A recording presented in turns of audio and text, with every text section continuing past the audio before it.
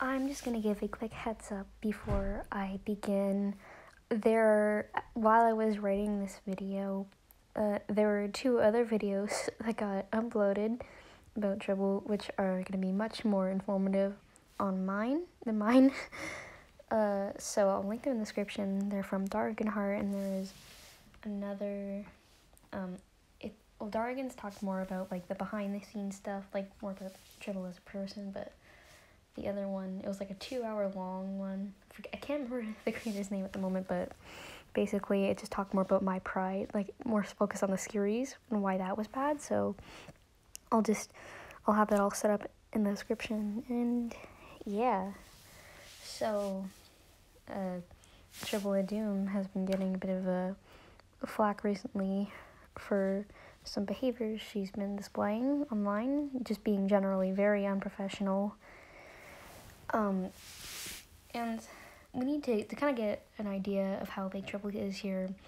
She originally started off with the series Cow the Wild, which got very big, and is one of the most recognized animated series of that sort of style. And so basically, she switched over a couple years ago to start working on a new series called My Pride, based on a book she had written when she was a teenager. And it's quite impressive. Just like, if you look at it from a glance, it's really impressive how far she's been able to come. Like, she's got an actual team of animators now instead of just doing it herself, and she has funding for it, which is not something that you really see with these types of animated series. So I mean, on the surface, it's nice to see like something progressing like this. And like, there's like, even if you just go even further than that, she recently got a plushie from Makeshift, which is a big deal. And also there's been several articles, like people are interviewing her, and like through all of my research, I haven't really focused much on that, but I want to point that out too, just to kind of get an idea of just how big her influence is. And I mean, yeah, it sounds great on the surface. You got a very popular series and to be able to get funding for it and all, but there's a lot of bad stuff that she's been doing, and it's been talked about. It's been talked about for months now that she's been displaying these behaviors. And the thing that's most disturbing about it is, unlike other dramas where it's like, it's pretty obvious that this person was bad. And I mean, in that way, it's pretty clear. Maddie's made it clear many occasions that she's a bad person. And yet everybody's siding with her. A lot of her fans are actually on her side this time and just ignoring that. And I'm just baffled. Like, why would you even, like, there's over 100 pages of proof. Like, there's been multiple documents made about it on this. One of the main ones is by someone called Roy, who used to work on her Discord server, and he put together over 100 pages of evidence towards, like, a lot of her just terrible behavior. And there's a few others that are kind of like linked to it. Like, there's one about Shadowcat VA, who I will get back to, who I'll just kind of go over that. That's going to be one of the main ones I want to focus on. Their partner, I think Rez is how you pronounce it. I could be wrong. I'm sorry if I butchered your name. But yeah, it's crazy.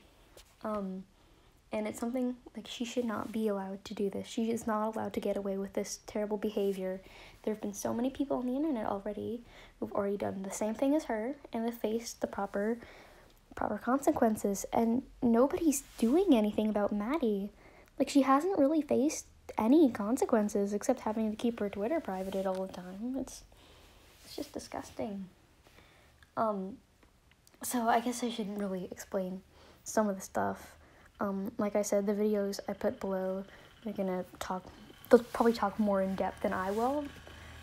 But, so basically, we'll just start with, there's the BLM post that most people know about. Basically, she posted she took advantage of that event to advertise her show, My Pride, and, like, honestly, I'm not going to touch too much on that one, as since I'm not a black person, it's not really my place to say, to kind of, you know, talk about that, or I guess, like, well, you know, that's probably just so, whatever, you know what I mean, and then, okay, just kind of moving away from that, like, that was the big thing people really found out about her. I mean, there was an apology that wasn't even made by Tribble. The Tribble couldn't even, like, apologize for that. People say, oh, Tribble apologized. No, it wasn't Tribble. It was one of her staff members who did it for her. Which, like, yeah, that's a common theme. She never really properly apologizes for any of her stuff. She, like, makes it a document herself, and it's just, it's a mess. And there's, just kind of going on to Rez, I think it's Rez, I really hope I'm saying your name right, but basically, I guess Maddie was talking to her one time, and this is where the thing about the tablet comes out. I guess she wanted to get, like, this really expensive drawing tablet that was supposed to, like, that she could do for her show, or at least that's kind of what it seemed like.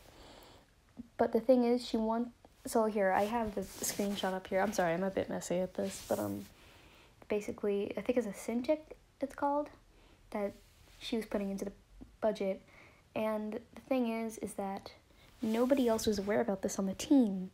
She was just casually telling Rez about this, and abusing their funds, and just not making the team aware of this, that how she was spending the money, that, like, it's just, you only have that certain amount that you can get.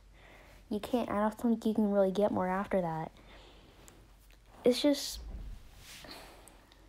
I mean, yeah, that's just not using it properly, and I think later on they tried to get the funding removed, that failed, and because Rez's partners with Shadow, who is Proud Main's voice actor, I think he got in trouble too, despite not even being one of the people trying to remove it. Like, there's a lot of stuff. I'll link the documents to you so you can read for yourself, but it's just a mess.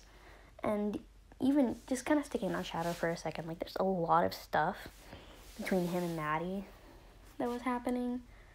Like, one of the big things that gets brought up is one of the lines that he made me want to say, and I'm going to switch over here just to kind of show you what I mean. Okay, to sort of explain what I was talking about, these are Shadow's lines, all the lines he recorded for season 1 for Proud Main that somebody thankfully sent me. So, let's say, for example, we go here to episode 4. We'll just take a random line. I'll just show you this is legit, like, say, this one, for example. If we can get this to load.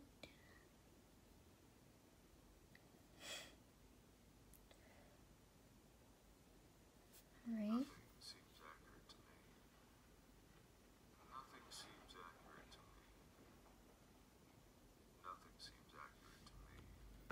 Yeah, like, stuff like that. That's, you can tell these are legit lines that he recorded that were never used. But you can tell the voices from some of them, but that's besides the point. We're gonna go back here. We're gonna go to episode 7, because this is the line that people are talking about. And this is kind of proof that this was something that he was legit told to do by Tribble, okay? So here's the line, and I'm gonna... If you vow to never speak of your depravity again, and bear a litter of my cubs to prove your loyalty, I will forget about all of this. That is my only offer. Yeah, I'm not gonna play it again, but I think you get the point. That's just disgusting. So yeah, as you saw there, basically what happened is that originally Proud Main, during his confrontation scene with Hover, where she confesses that she loves nothing, basically he rape threats her. And I'm going to give you a very hard reminder that even though this series is technically aimed at a teenage audience, this type of stuff would have brought the series to an R rating. And that's not good. Now, you could argue with some fandoms, oh, there's, like, a lot of minors in fandoms and, like, Rick and Morty and, like, Has-Been. But, like, you have to understand, like, those are more professional stuff. This is, like, this is an it's not good either way. This is an indie animator just going out and attempting to do stuff. Now, I think like that definitely ended up being scrapped. I don't know if this was before or after Shadow came out about all of it, but even by then, like, Tribble was name dropping him and accusing him of just false allegations, and like there's a whole bunch of other stuff she's done too, like she's called someone that she got in an argument with like years ago an abuser. Like, she's been just horrible to fans who have been trying to contact her, like just people who wanted to like have a friendly chat with her, which, I mean, in that situation, I feel like that's something I would have done when I was younger. And like, she just like is super rude to them, and that's not how, you just shouldn't do that. Like, it just seems so simple. Maybe gently tell them like, hey, you shouldn't do that, but no, she has to go and be rude to them. I don't even know what to say. It's human. It's just being a good person. And I just kind of want to spend the last bit of the video, because, like, as I said, I'll be posting most of the information below so you can take a look yourself and form your own opinion on the matter. But what I've been seeing ever since people started uploading videos is that there's been a lot of people very quick to jump to Tribble's defense. Now, I'm going to get kind of mad about this, and please bear with me, as you probably have most of the video. But you need to understand that Tribble is a bad person, period. And, I mean, yeah, you could say, oh, well, she's made a bunch of little mistakes.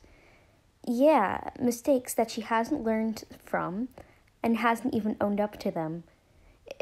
It's like, come on, hasn't even properly apologized. Like, the one time where she did supposedly apologize for the BLM post, it wasn't even her. It was one of her staff members trying to, keep their reputation good. And even at that, it was a terrible apology. Like, there's some people, why are you jumping so quick? We didn't jump this quick to defend, like, other bad people in the animation community. Like, there have been other bad people who I won't name. You probably have an idea of who I'm talking about. But people were very quick to stop supporting them. And yet people are so hesitant. And I think it's because, like, there's a lot of stuff in there too. Like, there's nostalgia. There's the fact that, well, yeah, I guess general nostalgia about Cal the Wild. The fact that they've been making really good content, like, air quotes, good content. It's not really that good. Like I said, one of the videos, it's like 2 hours long, basically just destroys my pride. It's great. If you have the patience for it, that's definitely one I recommend. It's a good watch. But yeah, so I guess I'm just gonna kind of end up this video just saying, please do not support My Pride and Tribble of Doom. They are both very problematic, and just in general, she's just a terrible, toxic person. And you need to understand that, yeah, like, it's not okay in any way. Trying to excuse it because you like that creator is not okay. And trying to just come up with any excuse so you can have your precious gay lion show, which, even at that, it's barely a gay lion show. Most of the gay moments, like, it's just all toxic. If you're gonna have bad representation, why even do it at all? So I think I'll leave you off with a question. With all that being said, despite everything, even though you know now that Tribble's done all these terrible things, just been a very mean, very cruel person to others, why do you still just strive to support them? Is it because you're so afraid of losing this supposed good representation? There's lots of other places that you can find representation, and this isn't the first time someone has acted like this. And so I ask, why would you still support her after everything? Why would you still support this terrible creator when others like her have done the exact same thing and have been punished? Why is she the exception?